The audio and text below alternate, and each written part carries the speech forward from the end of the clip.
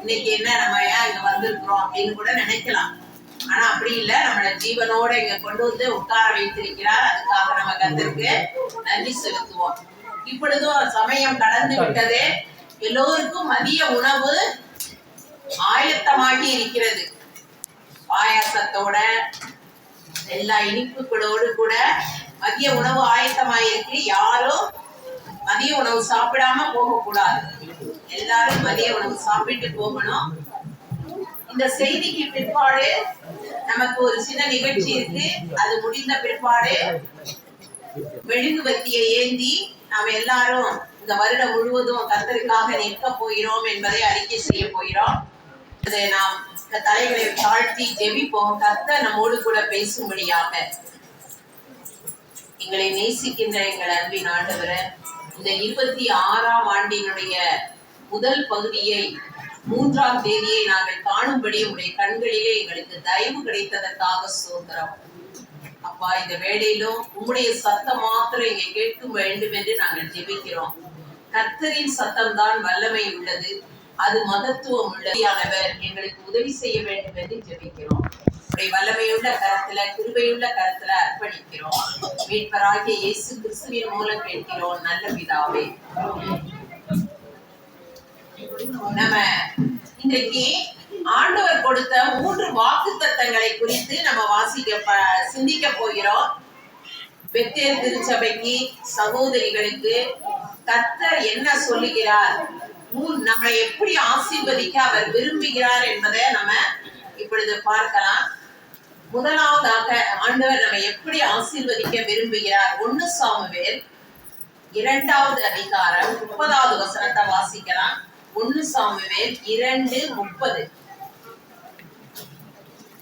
ஆகையால் இஸ்ரவேலின் தேவனாகிய கர்த்தர் சொல்லுகிறதாவது, உன் வீட்டாரும் உன் பிதாவின் வீட்டாரும் என்றைக்கும் என் சந்ததியில் நடந்து கொள்வார்கள் என்று நான் நிச்சயமாய் சொல்லியிருந்தோம். இனி அது எனக்கு தூரமாய் இருப்பதாக. என்னை கனம் பண்ணுகிறவர்களை நான் கனம் பண்ணுவேன், என்னை அசட்டை பண்ணுகிறவர்களுக்கு கனஈனப்படுவார்கள். இங்கே ஆண்டவர் என்ன சொல்லுகிறார்? என்னை கனம் பண்ணுகிறவர்களை நான் கனம் பண்ணுவேன், என்னை அசட்டை பண்ணுகிறவர்கள் கனஈனப்படுவார்கள்.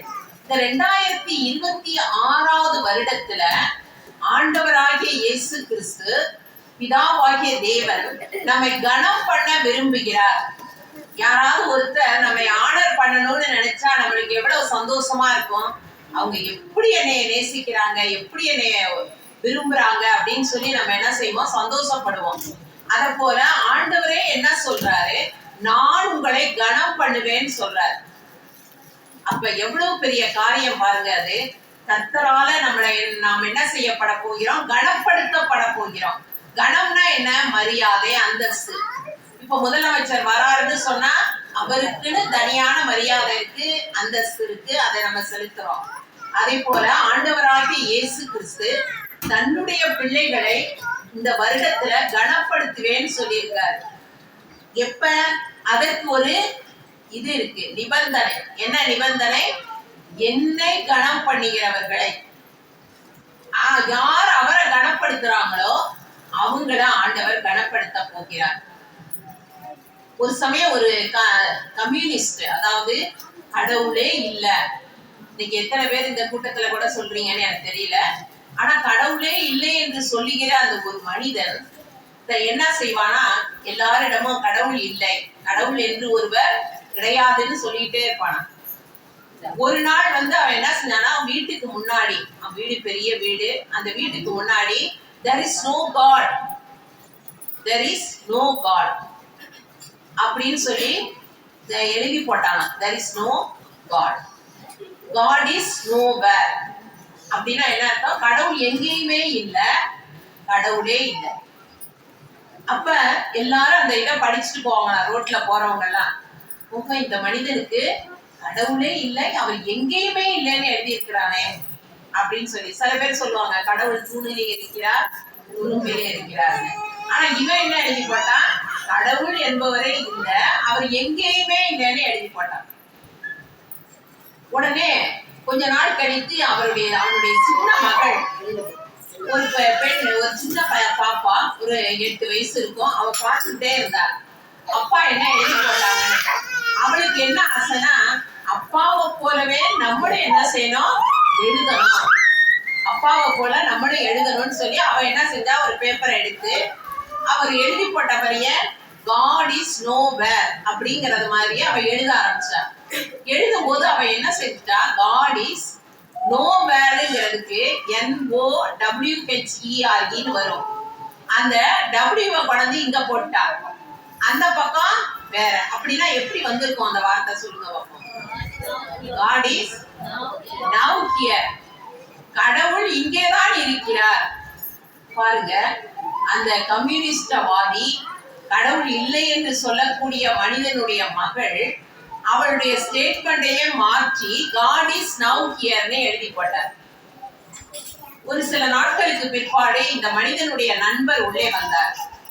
அவர் சொன்னாரு, என்னப்பா நீ 2 போர்டு வச்சிருக்கிற, ஒண்ணுல God is nowhereன்னு எழுதியிருக்க, ஒண்ணுல God is now hereன்னு எழுதியிருக்கிறியே அப்படின்னு சொல்லி. அப்ப அவன் சொன்னா, நான் எழுதவே இல்லையே, நான் ஒரே ஒண்ணுதான் எழுதினேன், God is nowhereன்னு தான் எழுதியிருக்கிறேன்.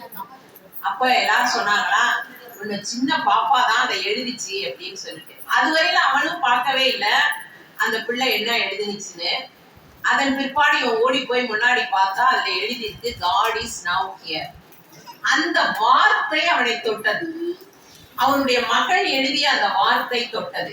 இங்கதான் கடவுள் இருக்கிறார். உடனடியாக அவன் தன்னுடைய வாழ்க்கையை மாற்றிக்கொண்டார்.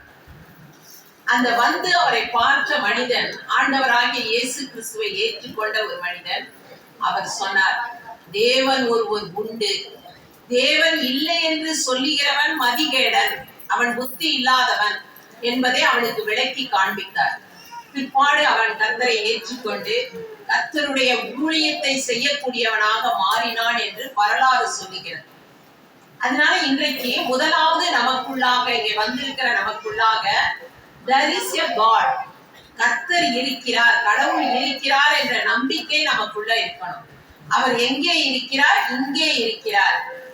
என்ன, எதனால தெரியுமா? அவர் வாக்கு கொடுத்திருக்கிறார், என் நாமத்தினாலே 2 அல்லது 3 பேர் இருக்கிற இடத்துல நான் இருக்கிறேன்.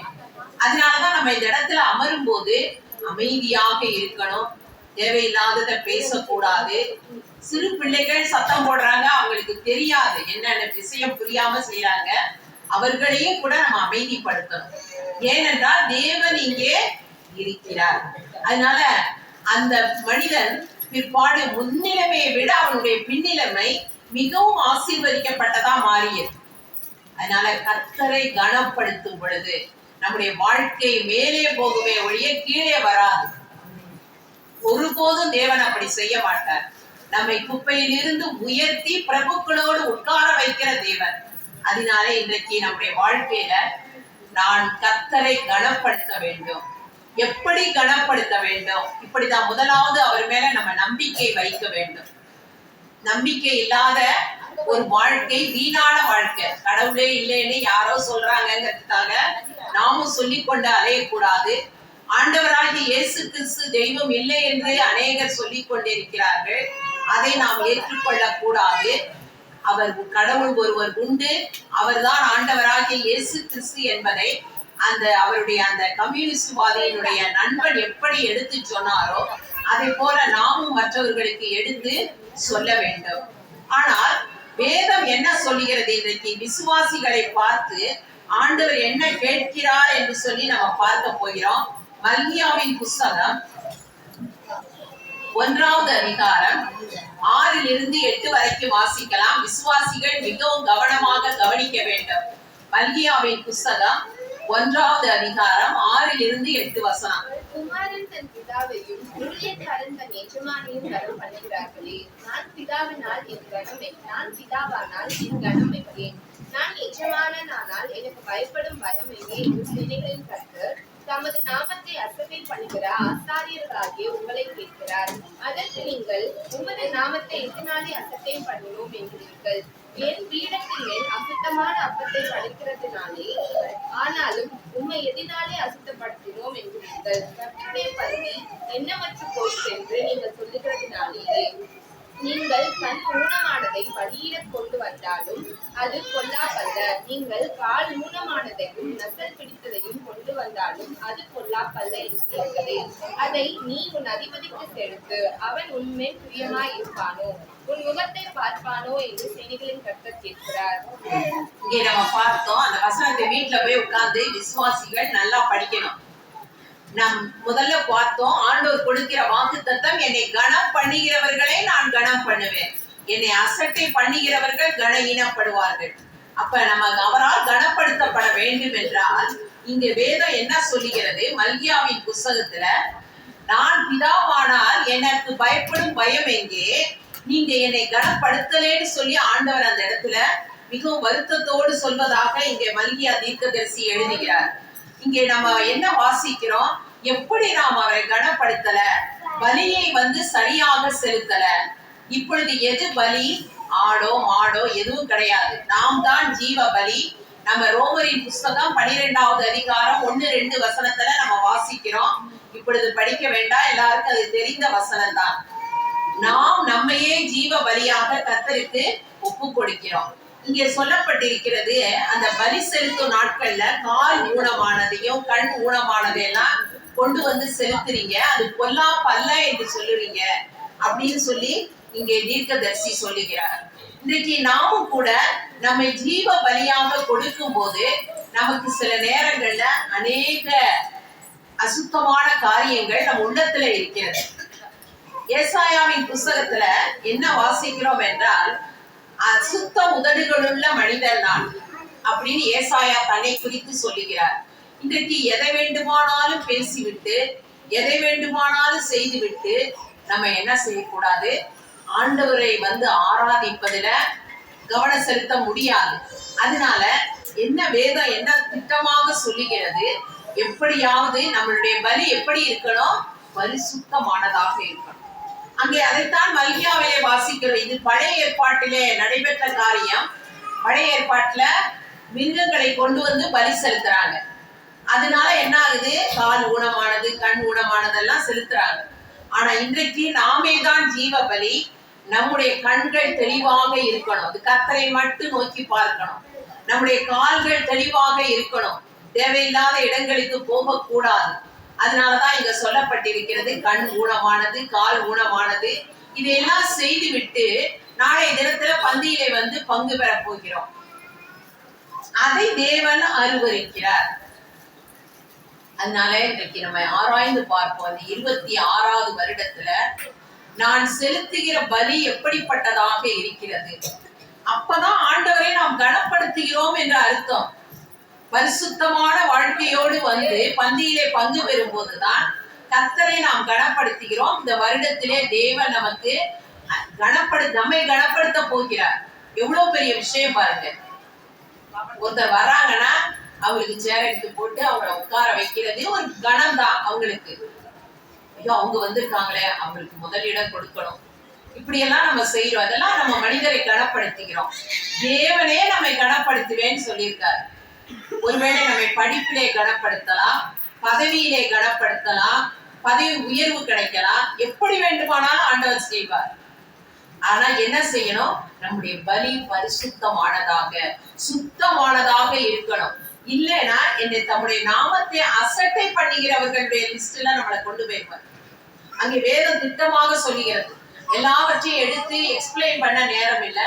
அதனால அந்த மல்கியாவின் புஸ்தகம் 1வது அதிகாரம் 6-8 வரைக்கும் நீங்க படிச்சு பாருங்க. நம்முடைய கண் எப்படிப்பட்டதாக இருக்கிறது, நம்முடைய கால்கள் எப்படிப்பட்டதாக இருக்கிறது.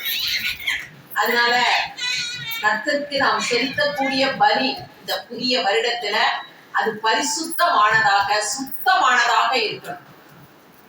ஆண்டவரே, என்னிடத்துல என்ன பழுது இருக்கிறது, என்னிடத்துல எந்த இடத்துல பழுது இருக்கிறது.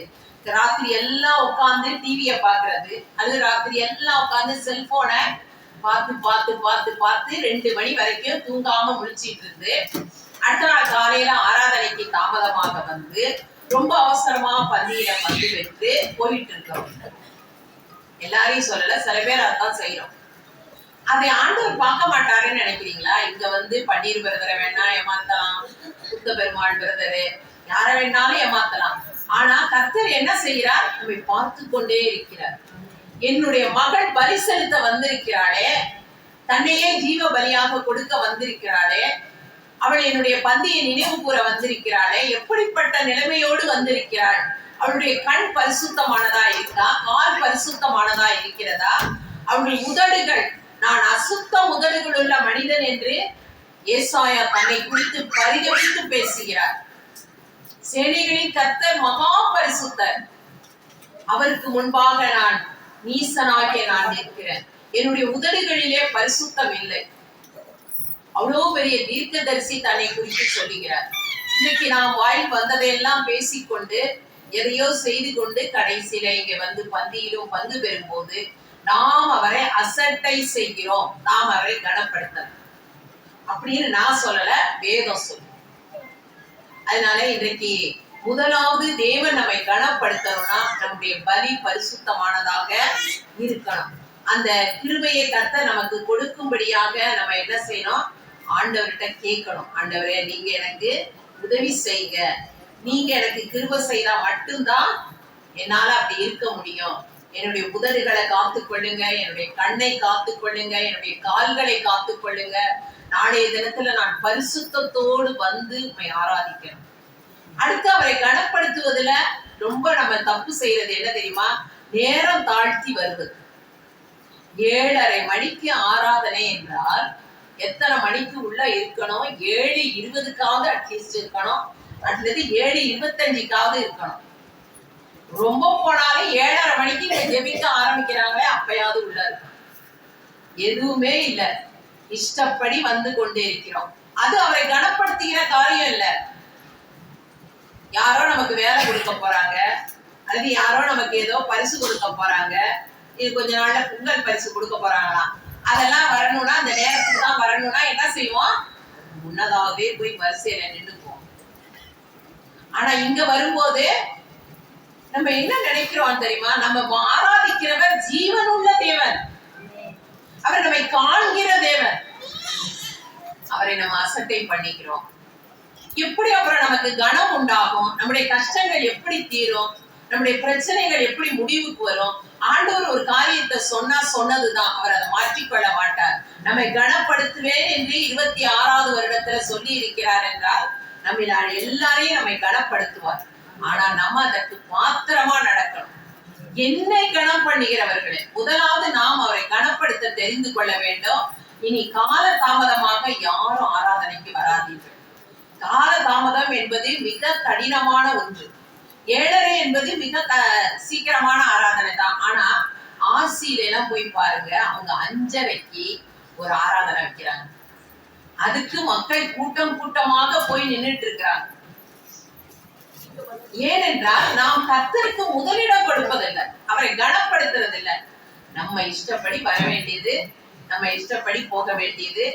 அப்படி செய்தால் நாம என்ன செய்கிறோம்னு ஆண்டவர் சொல்றாரு, அவரை அசட்டை பண்ணிக்கிறோம், அவருக்கு நம்ம முக்கியத்துவம் கொடுக்கல. ஒரு அருமையான சகோதரி ஒரு பாஸ்டரிடம் வந்து ஞானஸ்நானம் கேட்டார்கள். அந்த பாஸ்டர் ஐயோ, உங்களுடைய கணவர் மிகவும் மோசமானவர், கோபக்காரர், அடுத்தது அவங்களுக்கு போய் எப்படி ஞானஸ்நானம் கொடுக்கறதுன்னு மாட்டேன்னு சொல்லிட்டாரு. அப்ப அவங்க அந்த சகோதரி கேட்டாங்க, ஏன் பாஸ்டர் நீங்க தயங்குறீங்க, எனக்கு ஞானஸ்நானம் கொடுக்க? அப்ப அவர் சொன்னாரு, உங்க கணவர் நாளைக்கே வந்து என்ன செய்வாரு? என்னிடத்துல பிரச்சனைக்கு வருவார், என்னை ஜெயில கூட போகிறதுக்கு அவருக்கு அதிகாரம் இருக்கு, அதனால நான் கொடுக்கறதுக்கு யோசிக்கிறேன். அப்ப அவர் அந்த அம்மா கோடிட்டு காட்டின வசனம் என்ன தெரியுமா? என்னை கனம் பண்ணுகிறவர்களை நான் கனம் பண்ணுவேன்னு ஆண்டவர் சொல்லியிருக்காரு பிரதர் பாஸ்டர். அதனால நீங்க என்ன செய்யுங்க, எனக்கு ஞானஸ்நானம் நீங்க கொடுங்க.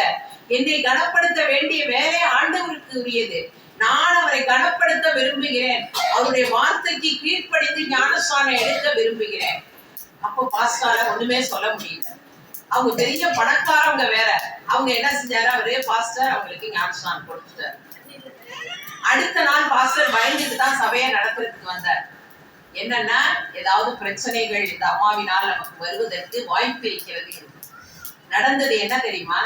அந்த அம்மா போய் அவங்க கணவர்கிட்ட சொன்னாங்க, நான் ஆண்டவர் வார்த்தைக்கு கீழ்ப்படிஞ்சு ஞானஸ்நானம் எடுத்துட்டேன், அதனால நீங்க வருத்தப்பட்டுக்க வேண்டாம் அப்படின்னு சொன்ன உடனே அவர் என்ன தெரியுமா சொன்னாரு? எனக்கு ரொம்ப சந்தோஷம். அவர்தான் அவர் வாயிலிருந்து வந்த வார்த்தை. பிற்பாடு அவரும் வந்து சத்தியத்தை கேட்டு இன்றைக்கும் அந்த குடும்பம் இருக்கிறது. அவருடைய பிள்ளைகள் எல்லாம் அமெரிக்க தேசத்திலே இருக்கிறார்கள். அநேக ஊழியர்களுக்கு மற்றவர்களுக்கெல்லாம் உதவி செய்து கொண்டு இருக்கிறார்கள். அதனால கர்த்தர் என்ன செய்வார்? அவரை கனப்படுத்தும் போது அவர் நம்மை கனப்படுத்துவார். அதுல ஒரு சந்தேகமே கிடையாது. இன்றைக்கு நம்ம மனிதர்களுக்கு பயந்து கொண்டு ஞானஸ்நானம் எடுக்க யோசிக்கிறோம். கர்த்தருடைய ஆலயத்திற்கு வர யோசிக்கிறோம். நீ இருந்து அங்கேயா போற கிறிஸ்தவ ஆலயத்துக்கு அப்படின்னு சொல்லி கேட்பார்கள் என்று நினைக்கிறோம். ஆனா நாம் அவரை கனப்படுத்தும் போது ஆண்டவர் என்ன செய்ய போகிறார்? நம்முடைய பிள்ளைகளையும் கனப்படுத்த போகிறார். அதெல்லாம் அவங்களுக்கு நல்லா படிப்பு வரும், நல்லா படிப்பாங்க, நல்ல பெரிய ஆளா வருவாங்க. அதனால இன்றைக்கு நம்முடைய வாழ்க்கையில முதலாவது கற்றுக்கொள்ள வேண்டியது, நான் தேவனால் கனப்படுத்தப்பட போகிறேன், மனுஷரால் அல்ல. இந்த புதிய வருடத்துல தேவன் எனக்கு கொடுத்த வாக்கு தத்தம், என்னை கனம் பண்ணுகிறவர்களை நான் கனம் பண்ணுவேன். அதனால இந்த வருடத்திலே தேவன் என்னை கனப்படுத்த போகிறார். அதை யாரும் தடுத்து நிறுத்த முடியாது. அதனால நான் நிச்சயமாக அவரை கனப்படுத்துவேன். நம்ம எடுக்க வேண்டிய உறுதிமொழி என்ன தெரியுமா? நான் அவரை எந்த சூழ்நிலையிலும் கனப்படுத்துவேன், அவருடைய வார்த்தைக்கு கீழ்ப்படிவேன், ஆலயத்திற்கு தவறாமல் வருவேன், கர்த்தருடைய வார்த்தையை கேட்பேன், வேதத்தை படிப்பேன். இதெல்லாம் நீங்க கற்றுக்கொள்ள வேண்டியது. அடுத்ததாக ஆண்டவர் கொடுக்கிற வாக்கு தத்தம், நேரம் கடந்து விட்டதினாலே சுருக்கமாகத்தான் நாம் சிந்திக்க போகிறோம். மத்தேயு எழுதின சுவிசேஷம் 28வது அதிகாரம் 29-30 வசனத்தை வாசிக்கலாம். தெரிந்த வசனத்தா? மத்தேயு 28, 29, 30. சாரி 19, 20. ஆகையால் நீங்கள் புறப்பட்டு போய் சகல ஜாதிகளையும் சீஷராக்கி பிதா குமாரன் பரிசுத்த ஆவியின் நாமத்திலே அவர்களுக்கு ஞானஸ்நானம் கொடுத்து நான் உங்களுக்கு கட்டளையிட்ட யாவையும் அவர்கள் கைக்கொள்ளும்படி அவர்களுக்கு உபதேசம் பண்ணுங்கள். இதோ உலகத்தின் முடிவு பரியந்தம் சகல நாட்களிலும் நான் உங்களுடனே கூட இருக்கிறேன் என்றாராமே. இங்கே சொல்லப்பட்டிருக்கிறது, ஆண்டவர் என்ன செய்ய போகிறாரா? இந்த 2026வது வருஷத்துல சகல நாட்களிலும் நம்மோடு கூட இருக்க போகிறார். முதல்ல நம்ம பார்த்தோம், அவர் நம்மை கனப்படுத்த போகிறார். அடுத்ததாக இங்க என்ன சொல்லப்பட்டிருக்கிறது? சகல நாட்களிலும் நம்முடனே கூட இருக்க போகிறார். வரக்கூடிய 365 நாள்ல 3 நாள் போயிடுச்சு, இன்னையோட சேர்த்து இன்னும் 362 நாள் இருக்கு. எல்லா நாட்களிலும் நம்மோடு கூட இருக்க போகிற தேவன். எந்த ஒரு மனிதனோ அல்லது மனுஷியோ எல்லா நாட்களிலும் நம்மளோட கூடவே இருக்க போறதே கிடையாது. அது பிள்ளையாக இருக்கட்டும், கணவராக இருக்கட்டும், மனைவியாக இருக்கட்டும், எல்லா நாட்களிலும் நம்மளோட கூட இருக்க போறதே இல்லை. ஆனா ஆண்டவர் வாக்கு கொடுக்கிறார், மகளே இந்த 2026வது வருஷத்துல இருக்கக்கூடிய எல்லா நாட்களிலும் நான் உன்னோடு கூட இருக்க போகிறேன். எதுக்கு? அதுக்கு ஒரு நிபந்தனை வச்சிருக்கார். என்ன நிபந்தனை தெரியுமா? நாம் என்ன செய்ய வேண்டும்? சகல ஜனங்களிடத்திற்கும் போய் ஆண்டவராகிய இயேசு கிறிஸ்துதான் மெய்யான தெய்வம் என்பதை அறிக்கை செய்ய வேண்டும். அவர்களை சீஷராக மாற்ற வேண்டும். பிற்பாடு அவர்களை சபைக்கு அழைத்து கொண்டு வந்து மூப்பர்கள் மூலமாகவோ ஊழியர் மூலமாகவோ ஞானஸ்நானம் கொடுக்கணும். அதை செய்யும் பொழுது கர்த்தர் நம்ம கூடவே இருக்கிறார். நம்ம நினைக்கிறோம், ஆண்டவர் என் கூட தான் இருக்கிறாரு, எனக்கு முன்னாடி போயிட்டு தான் இருக்காரு, எனக்கு பின்னாடி பாதுகாக்கிறாரு. உண்மைதான். ஆனா அவர் கூடவே இருக்கிறதை எப்ப உணர்வோம் தெரியுமா? இந்த கர்த்தருடைய வேலையை செய்யும் போது. இந்த வருடத்துல நம்மளுக்கு ஆண்டவர் ஜீவனை கொடுத்து, சுகத்தை கொடுத்து, பலத்தை கொடுத்து இங்க உட்கார வச்சிருக்கிறார். அவருக்கு நம்ம ஏதாவது செய்யணும் இந்த வருடத்துலன்னு சொல்லி நம்ம ஒரு தீர்மானம் எடுப்போம். கர்த்தருக்கு நம்ம முதலிடம் கொடுப்போம். ஊழியம்னு சொன்னாலே ஓடி ஒளிகிறவங்க எத்தனையோ பேர் இருப்போம், வரதே கிடையாது.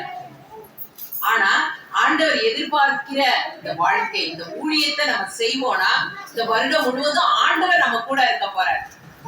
நம்ம என்ன செய்ய போகிறோம்? பயப்படவே வேண்டியது. சில பேர் சொல்லுவாங்க, ஆஸ்பத்திரிக்கு போயிட்டா டாக்டர் என் கூடவே இருங்க, என் பக்கத்திலே இருங்க, எல்லாம் சொல்றதெல்லாம் உண்டுதான்.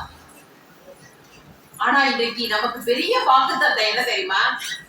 ராஜாதி ராஜா கர்த்தாதி கர்த்தர் தேவாதி தேவன் நம்ம கூடவே இருப்பேன்னு சொல்லியிருக்கார். அது எவ்வளவு பெரிய பாக்கியம் தெரியுமா? அதுக்கு நானும் நீங்களும் செய்ய வேண்டியது என்ன தெரியுமா? அவருக்கு நாம் சேவை செய்ய வேண்டும். ஏதாவது ஒரு காரியத்துல ஆண்டவரை குறித்து நம்ம மற்றவர்களுக்கு சொல்ல வேண்டும். அப்படி சொல்லலைன்னா ஆண்டவர் நம்ம கூட இருக்கிறாருங்கிறது சும்மா பொய் பேச்சா போயிடும். நம்ம ஏமாத்திக்கிறோம், நம்மளையே நம்ம ஏமாத்திக்கிறோம். மெர்லின் மன்ரோ என்று சொல்லக்கூடிய ஒரு பெண் ஒருத்தி, அதாவது அவ ஒரு ஆக்ட்ரஸ், அதாவது நடிகை. அவ அமெரிக்க தேசத்துல இருக்கும் பொழுது பில்லி கிரஹாம் அவர்கள் அவளுக்கு ஒரு போன் கால் பண்ணினார். என்னன்னா, உன்னை பார்க்க வரணும்னு இருக்கிறேன், உன்னோட பேசணும்னு இருக்கிறேன். ஏன் தெரியுமா? ஆண்டவரை குறித்து அவர் சொல்லணும்னு அவர் ஆசைப்பட்டார். அதனால அவர்கிட்ட பெர்மிஷன் கேட்ட போது அவ என்ன தெரியுமா சொன்னா, அடுத்த வாரம் என்னை பாருங்க அப்படின்னு சொல்லிட்டு போனை வச்சுட்டா. அதே அடுத்த வாரம் இவள் சொன்ன அந்த நாளிலே அவள் தற்கொலை செய்து கொண்டாள்.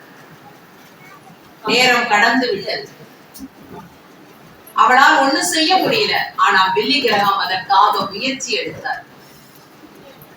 இன்றைக்கு சிலர் நம்ம அசட்டை பண்ணலாம். நம்ம போய் ஒரு டிராக்ஸ கொடுக்கும் போது கிழிச்சு போடலாம், வாங்க மறுக்கலாம். ஆனாலும் ஒவ்வொரு தேவனுடைய பிள்ளையினுடைய கடமை என்ன தெரியுமா? அவர்களுக்கு ராஜ்யத்தின் சுவிசேஷத்தை அறிவித்தே ஆக வேண்டும். இது கடைசி காலம்.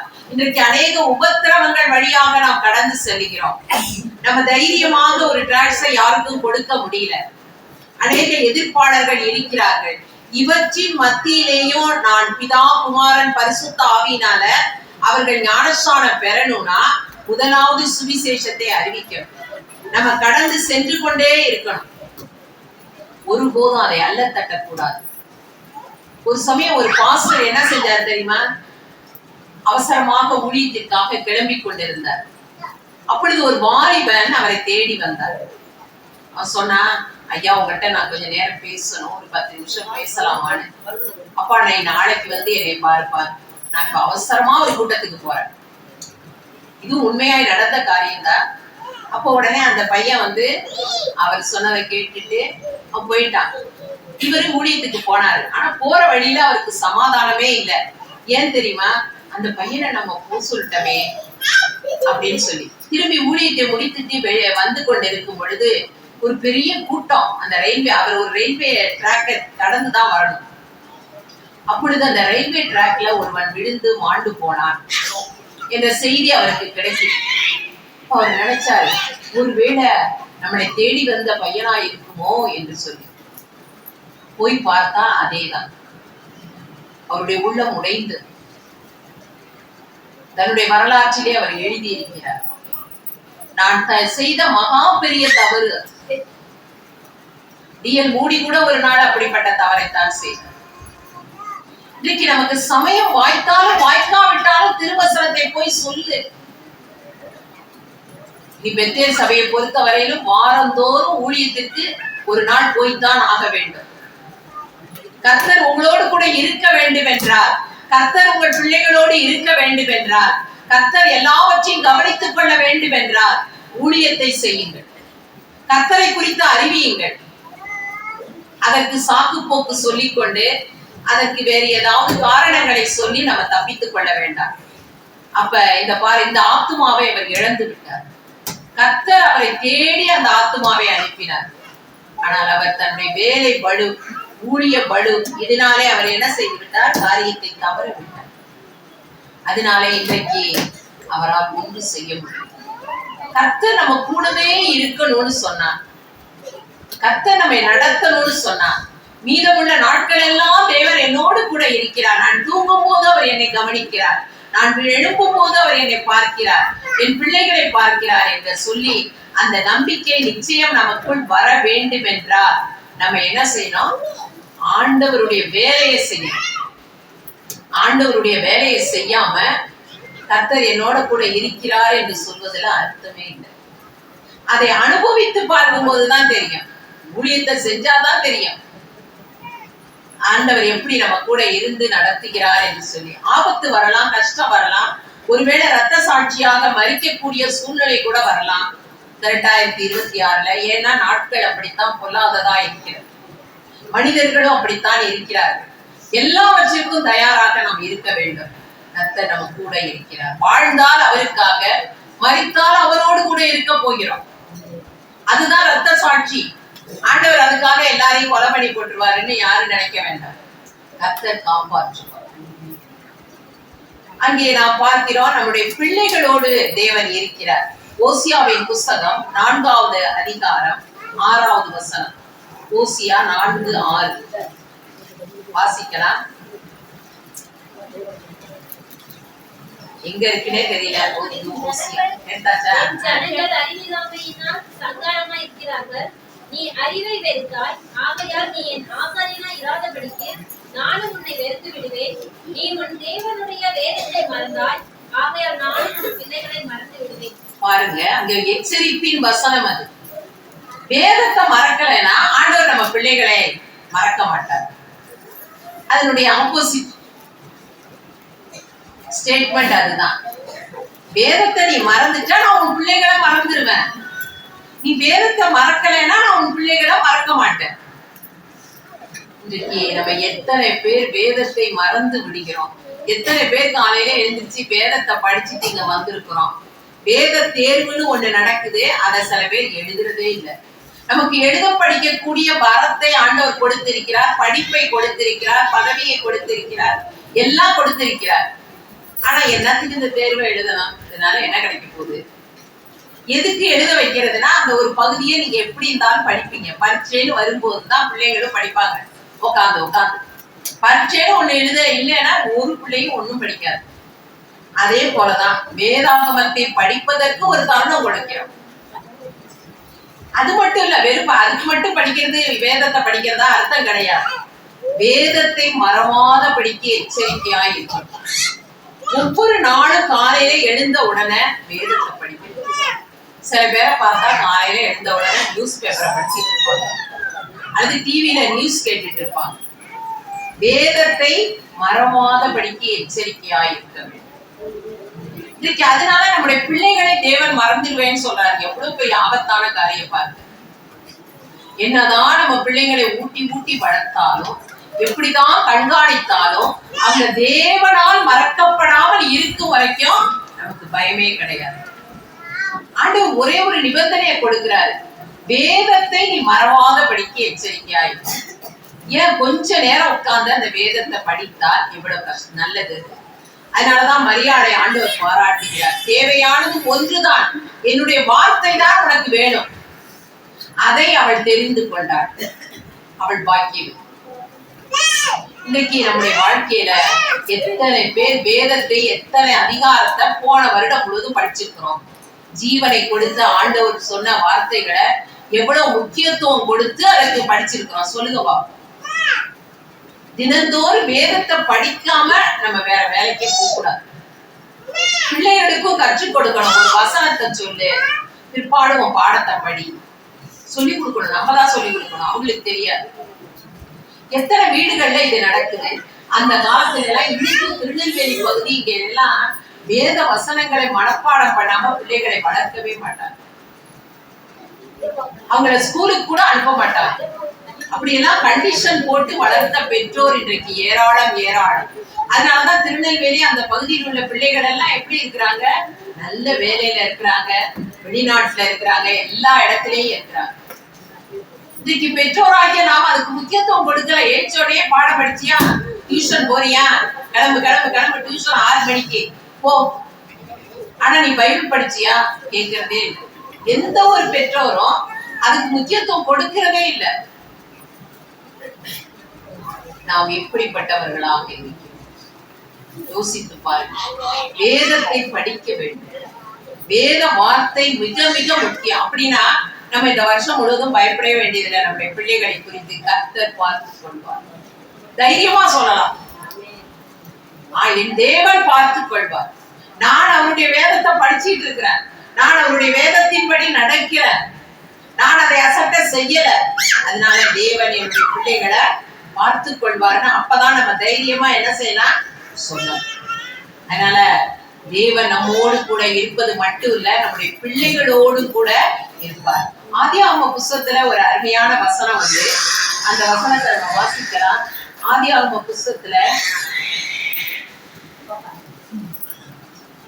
ஆகாரை குறித்து நம்ம வாசிக்கிறோம். 21வது அதிகாரம் 20வது வசனம் 30வது வசனம் நினைக்கிறேன், வாசிக்கலாம். ஆதியாகமம் 21:30. அதற்கு அவள், நான் இந்த துறவு தோன்றினதை குறித்து நீ என்ன சாட்சியாக ஆதியாகமம் 21:30 படிக்கிறேன்?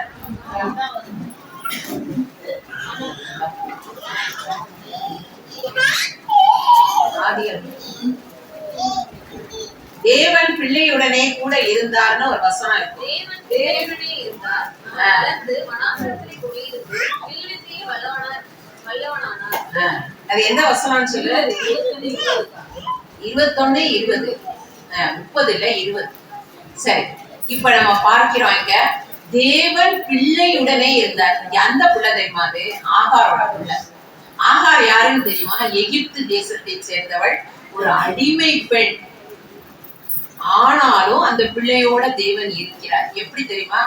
வானத்திலிருந்து ஆகாரை ஆண்டவர் கூப்பிடுகிறார்.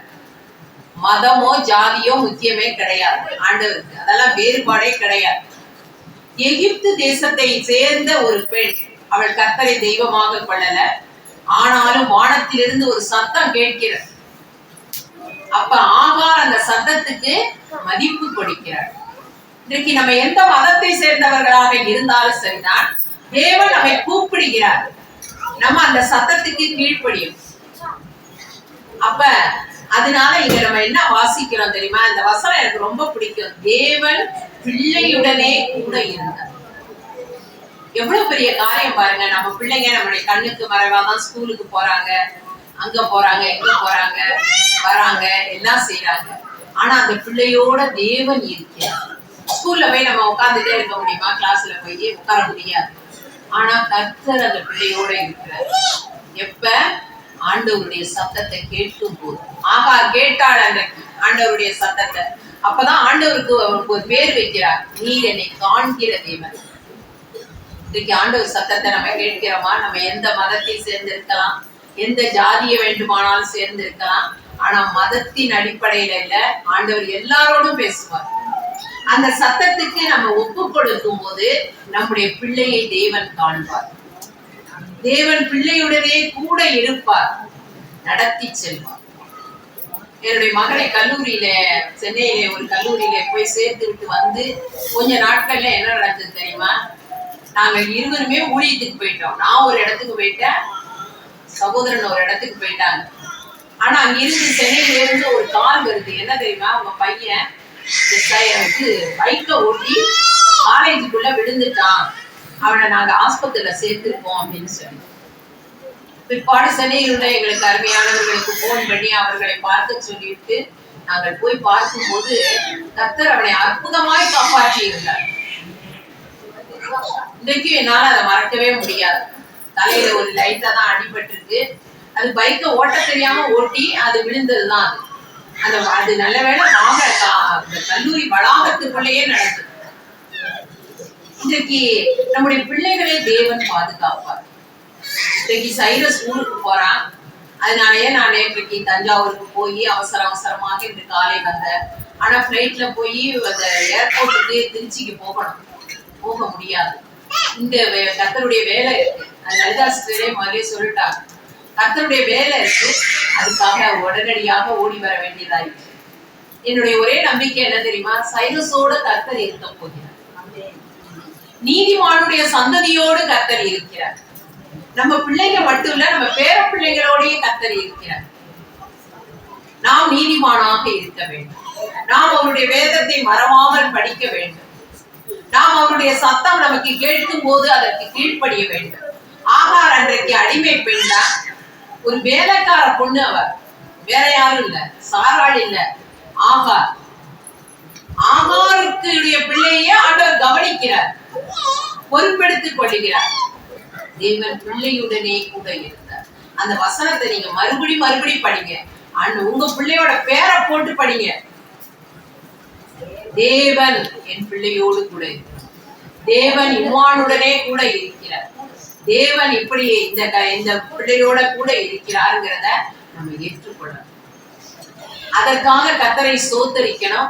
ஆனா நாம் அவருடைய சத்தத்தை கேட்பதற்கு தயாராக இருக்கணும். நீதிமானுடைய சந்ததி, நம்மளுடைய வயதானவர்களும் நம்ம இங்க இருக்கிறோம், நம்முடைய பேர பிள்ளைகளோடும் கர்த்தர் இருக்க வேண்டும் என்றார் நாம் நீதிமான்களாக இருக்கணும். கடைசியாக ஒரு காரியத்தை நாம் பார்க்க போகிறோம். கர்த்தர் எப்படி நம்மிடத்திலே கிரியை செய்கிறார் என்று சொல்லி லூக்கா எழுதின சுவிசேஷம் 1வது அதிகாரம் 38வது வசனத்தை வாசிக்கலாம். லூக்கா 1:38. அதற்கு மரியாள், இதோ நான் ஆண்டவருக்கு அடிமை, உம்முடைய வார்த்தையின்படி எனக்கு ஆக கடவுது என்றார். அப்பொழுது தேவதூதன் அவரிடத்திலிருந்து போய்விட்டார். போதும். இங்கே என்ன சொல்லப்பட்டிருக்கிறது? மரியாள் என்ன சொல்லுகிறார்கள்? இதோ நான் ஆண்டவருக்கு அடிமை. அப்ப மரியாளை பார்த்து மரியாளுக்கு என்னென்ன வாழ்த்துதல் கிடைக்கும் தெரியுமா? பாக்கியவதி, ஸ்திரீகளுக்குள்ளே நீ ஆசீர்வதிக்கப்பட்டவள், பெண்களுக்குள்ளே நீ ஆசீர்வதிக்கப்பட்டவள். அந்த வார்த்தையை பார்க்கணும். பெண்களுக்கு மேல ஆசீர்வதிக்கப்பட்டவள் நீ பெரிய வானத்திலிருந்து வந்த ஆளுன்னு அங்க சொல்லல. இன்னைக்கு அநேகர் தவறாக புரிந்து கொண்டுதான் இன்றைக்கு வேளாங்கண்ணிக்கு ஓடிக்கொண்டிருக்கிறார். நீயும் சாதாரண ஒரு பெண் தான், ஆனா அவர்கள் எல்லாரையும் உள்ள நீ பெரிய ஆசீர்வாதத்தை பெற்ற மகள். ஏன் தெரியுமா? மரியாள் அன்றைக்கு தன்னை ஆண்டவருக்கு அடிமை என்று ஒப்பு கொடுத்தார். எத்தனை பேர் நம்ம ஆண்டவருக்கு மேனேஜரா இருக்கணும்னு நினைக்கிறோம். ஆண்டவரே, நீங்க எனக்கு இதை செய்யுங்க, அதை செய்யுங்க, இப்படி செய்யுங்க, அப்படி செய்யுங்க அப்படின்னு ரூட் போடுறோம் நம்ம. அப்படி இல்லை. மரியாள் என்ன சொன்னார்கள்? அவருடைய வார்த்தையின்படி எனக்கு ஆக கடவுள். ஏதாவது இருந்தாலும் சரிதான் ஆண்டவரே, நீங்க என்ன சொல்றீங்களோ அதுதான். இன்றைக்கு நம்ம அப்படி ஒப்பு கொடுப்போமே என்றால், நான் அவருக்கு அடிமை என்று நம்ம அவரிடத்திலே ஒப்பு கொடுப்போமே என்றால், ஆண்டவர் என்ன செய்ய போகிறார்? பெண்களுக்குள்ளே நம்மளை ஆசீர்வதிக்கப்பட்டவர்களாக, பாக்கியவதிகளாக மாற்ற போகிறார். எல்லாரும் மத்தவங்க பார்த்து நம்மளை சொல்லுவாங்க, கொடுத்து வச்சவன். பாக்கியவதினா என்ன அர்த்தம் தெரியுமா? கொடுத்து வச்சவங்கன்னு அர்த்தம். நம்மளை பார்த்து உலகம் சொல்லும், மற்றவங்க சொல்லுவாங்க, பக்கத்து வீட்டுல சொல்லுவாங்க, எதிர் வீட்டுல சொல்லுவாங்க, உறவினர்கள் சொல்லுவாங்க. என்ன சொல்லுவாங்க? கொடுத்து வச்சவன். எப்ப சொல்லுவாங்க? அவருக்கு அடிமையாக நம்மை அர்ப்பணிக்கும் போது. நமக்காக ஜீவனையே கொடுத்த ஆண்டவருக்கு நம்ம அடிமையாக இருக்கக்கூடாதா? யோசித்து பாருங்கள். நம்மை புத்திரராக எண்ணித்தான் அவர் நடத்துகிறார். நம்மை ஒரு மகனாக நினைத்துத்தான் ஆண்டவர் நடத்தி கொண்டிருக்கிறார். நம்மை அடிமையாக நடத்துவது கிடையாது. ஆனாலும் மரியாள் என்ன சொன்னார்கள்? நான் ஆண்டவருக்கு அடிமை என்று சொன்னார். இன்றைக்கு எத்தனை பேர் நம் ஆண்டவருக்கு நம்மை முழுமையாக அர்ப்பணிக்க போகிறோம்? ஆபிரகாம் லிங்கன் அமெரிக்க ஜனாதிபதியாக 16வது அமெரிக்க ஜனாதிபதியாக பதவி ஏற்ற பொழுது அந்த ஆப்பிரிக்கா தேசத்துல அடிமை வியாபாரம் நடைபெற்றுக் கொண்டிருந்தது. அப்பொழுது அந்த அடிமை சந்தையிலே போய் அவர் பார்க்கும் பொழுது ஒரு வாலிப பெண் கதறி அழுது கொண்டிருந்தார். அவளை விலை பேசிக் கொண்டிருந்தார்கள் எல்லாரும். அப்பொழுது ஆபிரகாம் லிங்கன் உடனடியாக உள்ளே புகுந்து $400 செலுத்தி அந்த அடிமை பெண்ணை வெளியே கொண்டு வந்தார். அவள் இப்பொழுது அடிமை, அந்த கூட்டத்திற்கு அடிமை இல்லை. அதனால வீட்டுக்கு அழைத்து வந்து அவளுக்கு உணவு கொடுத்து, உடை கொடுத்து, எல்லாம் கொடுத்து, இனிமே நீ அடிமை கிடையாதுமா, நீ போகலாம், நீ இனிமே சுதந்திரவாளிதான், நீ போகலாம் என்று அனுப்பிவிட்டார். அப்பொழுது அந்த பெண் அழுதாள். என்ன சொன்னா தெரியுமா? ஐயா, நான் அடிமை சந்தையில இருந்தவன், எனக்கு போய் நீங்க $400 கொடுத்து என்னை மீட்டுட்டு வந்திருக்கிறீங்களே, அதனால நான் வாழ்நாள் முழுவதும் உங்களுக்கு சேவை செய்யறேன், உங்களுக்கு என்ன உதவி வேணுமோ அதெல்லாம் நான் செய்யறேன், நான் ஒருபோதும் வேற இடத்துக்கு போக மாட்டேன், உங்களுக்கு அடிமையா நான் இருக்க விரும்புறேன்னு சொன்னாங்க. அப்ப அவர் சொன்னாரா, நீ எனக்கு அடிமை கிடையாது, உன்னை மீட்டு கொண்ட, அதனால நீ சுதந்திரவாளிதான். ஆனாலும் வரலாறு என்ன சொல்லுதுன்னா, அவள் அவரிடத்திலேயே இருந்து அவருக்கு அநேக பணிவிடைகளை செய்தாள் என்று சொல்லி அது வரலாற்றில் எழுதப்பட்டிருக்கிறது. அதனால இன்றைக்கு ஆபிரகாம் லிங்கன் $400 அவளை மீட்டுக் கொண்டதுனால அவரை விட்டுட்டு போக அவளுக்கு மனம் இல்லை. நான் உங்களுக்கு அடிமையா இருக்கிறேன்னு சொல்றேன். இன்றைக்கு நம்முடைய வாழ்க்கையில நமக்காக நம்முடைய பாவங்களை தன் பேரிலே ஏற்றுக்கொண்டு, நமக்கு வர வேண்டிய தண்டனையை தன் பேரிலே ஏற்றுக்கொண்டு, விலையேற பெற்ற ரத்தத்தை சிந்தி நம்மை மீட்டு கொண்ட ரட்சகருக்கு நாம் ஏன் அடிமையாக இருக்கக்கூடாது? அவர் சொல்வதையெல்லாம் ஏன் கேட்கக்கூடாது? யோசித்து பாருங்கள். அந்த விலையேறப்பட்ட அன்பை நினைத்து பாருங்கள். அன்றைக்கு அந்த அடிமையான விற்கப்பட்ட அந்த பெண் ஆபிரகாம் லிங்கனுடைய அன்பையும் அவர் தனக்கு செய்த அந்த உதவியையும் அவள் மறக்க முடியாது. இன்றைக்கு நாம் எத்தனை பேர் பந்தியிலே பங்கு பெறும் பொழுது என்னை மீட்டுக் கொண்டவர் அவர் இவர்தான்.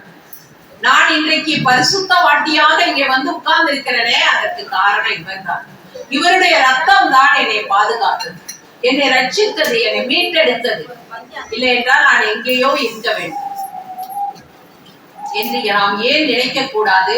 நாம் ஏன் நம்மை அடிமை என்று அவருக்கு ஒப்பு கொடுக்க கூடாது? இந்த 26வது வருடத்துல நாம் அவருடைய கரங்களிலே, ஆண்டவரே நீங்க சொல்லுங்க, நான் கேட்கிறேன். இதுதான் ஆண்டவர் எதிர்பார்க்கிறார். ஒண்ணும் கடினமான வேலையை நம்மள்கிட்ட சொல்ல மாட்டார். அவருக்கு என்ன முடியுமோ அந்த வேலையை தான் கொடுப்பார். கூட்ட முடியுமா? கூட்டுற வேலையை தான் கொடுப்பார்.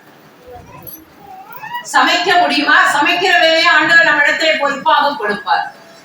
இந்த மாதத்துல யார சொல்றது? ஒண்ணுமே அட்டவணையும் தயாரிக்கலையே, என்ன செய்யலாம்னு யோசிச்சு பார்த்தேன். சில பேர்கிட்ட ஒருத்தர்கிட்ட சொல்லி பார்த்தேன். அவங்க உடனே ஐயோ என்கிட்ட இப்பைக்கு காசே இல்லை, பணமே இல்லை, அப்படி இப்படின்னு சொல்லி சாக்கு போக்குகளை சொல்லிட்டே இருந்தாங்க. நான் ஜெபித்தேன், ஆண்டவரே இந்த பொறுப்பை யார்கிட்ட கொடுக்கறது? நாட்கள் கடந்து விட்டதுன்னு கீதாவை போன்ல அடைச்சி, ஏமா நீ இந்த மாசம் கொஞ்சம் ஹெல்ப் பண்ணு, நீ கொடுத்துரு, உனக்கு துணையா கவிதாவையும் தமிழரசியையும் நான் உள்ள கொண்டு வந்துடுறேன் அப்படின்னு சொல்லி சொன்ன பொழுது சந்தோஷமாக, ஆண்டவருக்கு நான் இதை செய்யறதுல எனக்கு ஒன்றும் குறையே இல்லைக்கா, நான் என்ன எனக்கு கஷ்டமே இருந்தாலும் நான் அதை செஞ்சு முடிச்சிடுறேன், சந்தோஷமா அதை செய்தாள். இன்றைக்கு நம்ம எதையோ நினைக்கிறோம், நான் இவங்களுக்கு செய்வேன். ஆண்டவருக்கு அடிமையா இருக்கிறது இல்ல, மனுஷருக்கு அடிமையா இருக்கிறோம். இன்னைக்கு நிறைய பேர் நம்ம உறவினர்களுக்கு அடிமையா இருக்கிறோம், உடன் பிறந்தவர்களுக்கு அடிமையா இருக்கிறோம், எத்தனையோ பேருக்கு அடிமையா இருக்கிறோம். கர்த்தருக்கு அடிமையா இருக்க முடியும். எப்படிப்பட்ட தேவன் நம்முடைய தேவன்! எவ்வளவு அன்புள்ளவர் அவர்! ரத்தத்தை சிந்தி நம்மை மீட்டுக் கொண்டவர். அப்படி நம்ம அடிமையாக ஒப்பு கொடுக்கும் போது ஆண்டவர் எப்படி செய்ய போகிறார்? பெண்களுக்குள்ளே நீ ஆசீர்வதிக்கப்பட்டவள். நம்மளை அப்படியே டிஃபரன்ஷியேட் பண்ணி காட்டுவார் ஆண்டவர் இந்த உலகத்தில். இன்னைக்கு மரியாதை டிஃபரன்ஷியேட் பண்ணி தான் காட்டுகிறார். இன்னைக்கு ஒரு கூட்டம் அவர்களை தேடி ஓடுதுன்னா அவர்களை அன்றைக்கு ஆண்டவர் ஆசீர்வதித்தார். பாக்கியவதி, கடவுள் கிடையாது, பாக்கியவதி, பாக்கியத்தை பெற்றார்கள். இன்னைக்கு நம்மையும் ஆண்டவர் என்ன செய்கிறார்? பாக்கியவான்களாக வைத்திருக்கிறார். பாக்கியவதியாக இந்த வருடத்திலே மாற்றப் போகிறார். எப்பொழுது? நீ உன்னை அடிமையாக ஆண்டவருக்கு ஒப்பு கொடுக்கும் போது. மறந்துடாதீங்க, அந்த ஆபிரகாம் லிங்கன் அந்த பெண் சொன்னதை நம்ம என்ன செய்யணும்? யோசித்துக் கொண்டே இருக்கும். அடுத்து ஆண்டவர் அடிமையாக நாம் இருக்கும் பொழுது பாக்கியவதியாக மாற்றுகிறார், ஆசீர்வாதம் உள்ள ஒரு பெண்ணாக மாற்றுகிறார், அற்புதங்களையும் அடையாளங்களையும் செய்யும். இன்னைக்கு நம்ம நினைக்கிறோம், ஆண்டவர் எனக்கு ஒரு அற்புதத்தை செய்யணும், அடையாளத்தை செய்யணும்னு நினைக்கிறோம். எப்ப ஆண்டவர் செய்வார் தெரியுமா? அற்புதமும் அடையாளமும் அடிமையாக நாம் அவரிடத்திலே ஒப்பு கொடுக்கும். எஸ்தரின் புஸ்தகம் 9வது அதிகாரம் 1வது வசனத்தை வாசிக்கலாம். எஸ்தர் 9:1. சீக்கிரமாக வாசிப்போம். அது எங்க இருக்குன்னு தெரியுமா? இவைகள் செய்து முடிந்த பின்பு பிரபுக்கள் என்னிடத்தில் சேர்ந்து, இஸ்ரவேல் ஜனங்களும் ஆசாரியரும் லேவியரும் ஆகிய இவர்கள் கானானியர், ஏத்தியர், எது படிக்கிற? எஸ்தர் புஸ்தகம் 9:1. ராஜாவின் வார்த்தையின்படியும் அவனுடைய கட்டளையின்படியும் செய்யப்படுகிறதற்கு ஆதாரமாக என்கிற 12ஆம் தேதி சுந்தரின் மனைவியர் அவர்களை மேற்கொள்ளலாம் என்று நம்பினார்கள். அந்நாளிலே தானே சீரானவர்கள் தங்கள் கலைஞரை மேற்கொள்ளும்படி காரியம் மாறுதலாய் முடிந்தது. இந்த வருடத்துல நம்முடைய காரியங்கள் எல்லாம் எப்படி முடிய போகிறது? மாறுதலாய், டிஃபரெண்டா. நம்ம பயந்துகிட்டு இருக்கிற காரியம் என்ன செய்ய போகிறது? மாற போகிறது. எப்ப தெரியுமா? எஸ்தரை போல ஆண்டவருக்காக நிற்கும் போது, எஸ்தரை போல, மொர்தெகாயை போல இருக்கும் போது காரியங்கள் எப்படி மாறுதலா. நம்ம ஒருவேளை பயந்துட்டு இருக்கலாம், இந்த வியாதி என்ன செய்யுமோ, என் பிள்ளைகளுடைய படிப்பு என்ன ஆகுமோ, எப்படி வேண்டுமானாலும் நம்ம பயந்துட்டு இருக்கலாம்.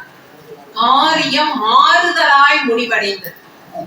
மொர்தெகாயை அங்கே நம்ம பார்க்கிறோம். மொர்தெகாய்க்கு விரோதமாக ஆமான் எழும்புகிறார். இஸ்ரவேல் ஜனங்களுக்கு விரோதமாக அந்த மக்கள் எழும்புகிறார்கள். அதற்கு ஆமான் தான் முக்கியமான காரணம்.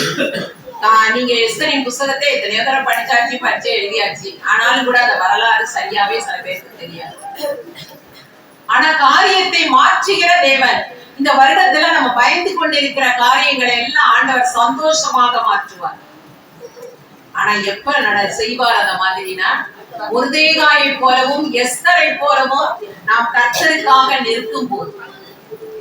நீங்க அந்த வசனம், அந்த சாப்டர் முழுவதையும் திருப்பி எடுத்து படிங்க, வரலாற்றை படியுங்க.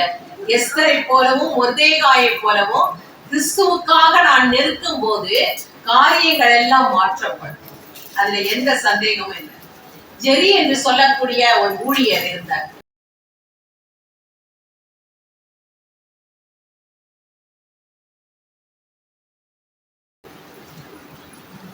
நல்ல ஒரு இவாஞ்சலிஸ்ட், குடும்பமாக கர்த்தருக்கு ஊழியம் செய்து கொண்டிருந்தார்.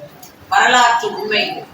அப்பொழுது ஒரு மனிதன் திடீர் இரவு சாப்பிட்டுக் கொண்டிருந்தார்கள், அவரும் அவர் பிள்ளைகள், மனைவி எல்லாரும். ஒருவன் திடீரென்று வீட்டுக்குள் புகுந்தார்.